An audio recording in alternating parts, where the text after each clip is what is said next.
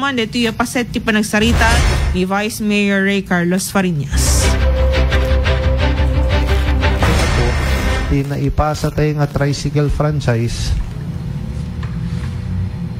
a total of 1,974. Yan dito 1,974 po plus DJ 131 133 so mano total na no kadeta na ipasa tayo na 2,170 na total nga naipasa tayo nga tricycle franchise, which makes me wonder the total nga franchise tricycle nga in-report ni Apo Brian idikit more than 4,000 sa timbaga na nga tricycle yung tina-approve tayo lang almost 2,000 lang kit na panantigudwanan.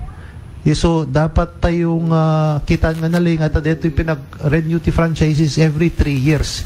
So kahit nga sawin at the missing nga tricycle franchise nga hanga na i-renew half nga ta at no Jack Mariro ti kunada nga tricycle tilawag ket 4,000 ket tine-renew tayo lang ket 2,1 so po sec please take note kadigi jay numbers figure nga naipaspasa tayo nga renewal ti tricycle franchise kasi alarming no ada DJ hantay nga na i-renew yung handamit interested and iso baka it's time nga para full tayo DJ excess nga tricyclean no kan po nga franchise.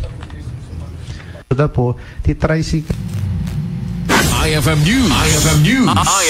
IFM News. Lokal. DJ ti parset ti panagsarita ni presiding officer ken Vice Mayor Ray Carlos Fariñas.